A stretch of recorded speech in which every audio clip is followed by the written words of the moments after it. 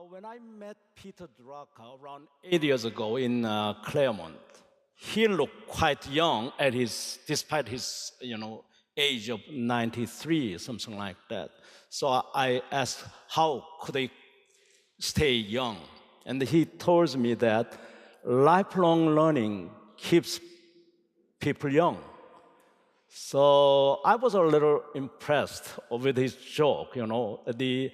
I expect some different answers from him, but he answered in that way.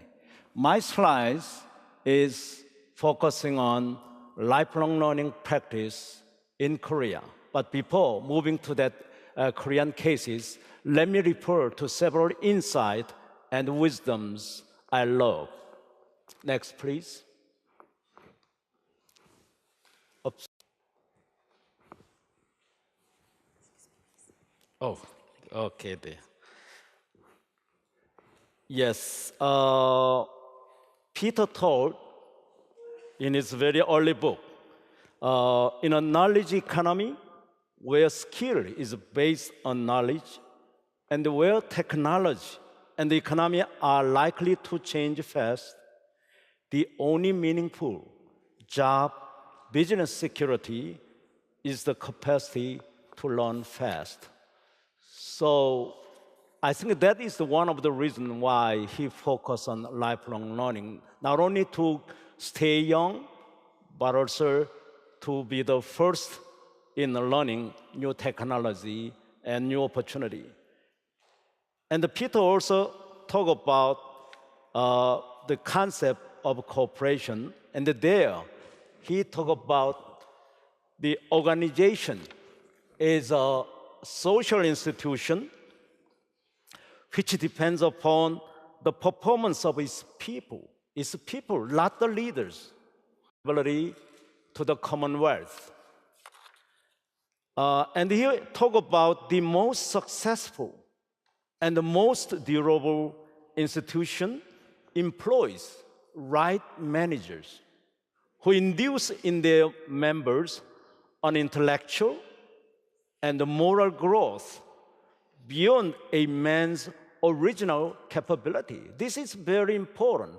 Our roles is to improve the intellectual and the moral capability beyond its original capabilities.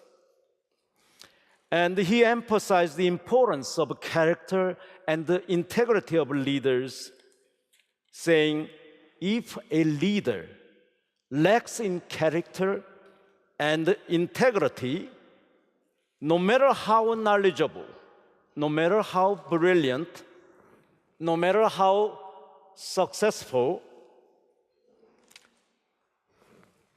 yes, he destroys people, the most valuable resources of the enterprise, the spirit, and he destroys the performance of individuals and the whole organizations. Lastly, he told us that leadership is these three things. Leadership is the lifting of a person's vision to a higher side, to let them see higher side. And the leadership is the raising of a person's performance to a higher standard. And lastly, leadership is the building of a person's personality beyond normal limitations. I love this definition or roles of leadership defined by Peter Drucker.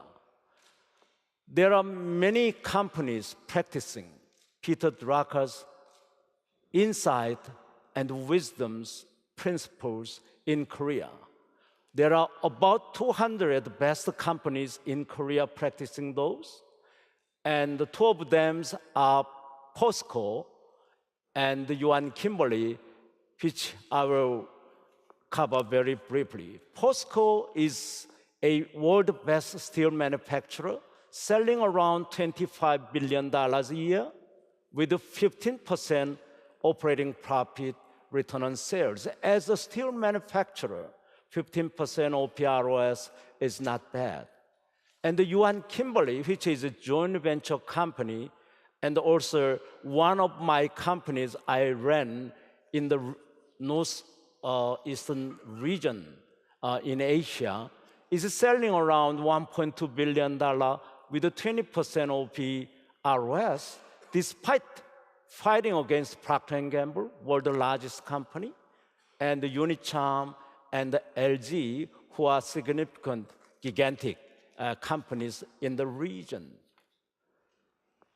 Why those companies are successful? 200 companies are successful in Korea despite these 10-year-long economic difficulties. They are all investing on people.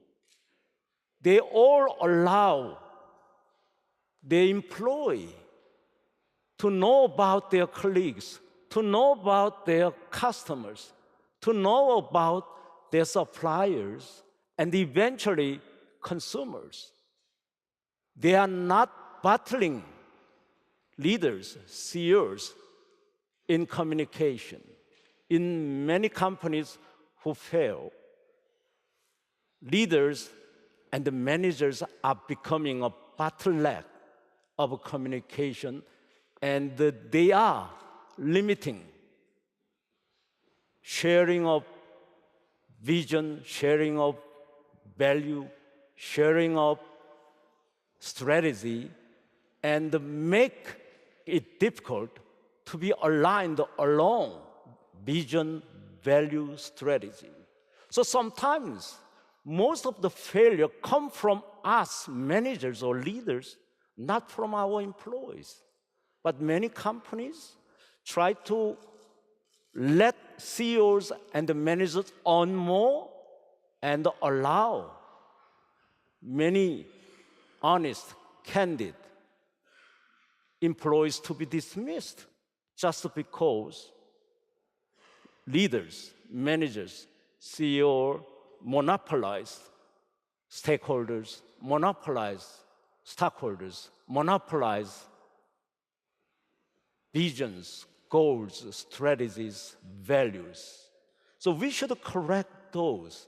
And fortunately in Korea, around 200 companies were successful in serving our employees better than before and let them be knowledge workers rather than people to be dismissed whenever management made a mistake. And the details will be, as shown here, Yuhan-Kimberly is now the best company in Asia and in Korea. While the business size is not that big compared to Samsung, LG, POSCO, but despite its size, most Korean people, university graduates, and the medias rate this company as the most admirable company. Once the market share was less than 20% because of heavy marketing by Procter & Gamble, and Procter & Gamble could be successful with making over 60% market share within 10 years of their effort in the market. And there was a very serious labor dispute. And this company, Yuhan-Kimberly, was delisted from number 2, number 1 retailers in the market. And it was the most tragic situation because Yuhan-Kimberly's product were no longer preferred by anyone. So what could we do at that time? Instead of dismissing people, we decided to invest on people. We never dismissed several thousands of employees during those 13-year period, and we could give them a chance to contribute to make a turnaround. And this is dramatic turnaround made by employee with lifelong learning at workplaces, not by CEO, not by top management. This was done by employees by themselves through knowing about their colleagues, their customers, their consumers better than before. Look at this market share trend. Procter & Gamble was forced to leave Korea, first time in the world, because they couldn't tolerate this low market share. And the scale didn't mean anything to Korean consumers. Speed to the market with a better idea and buying the heart of employee, buying the heart of the whole colleagues across the whole supply chain, and buying the heart of consumer made a huge differences. And the detail will be covered later on at the breakout session. Thank you very much for your attention.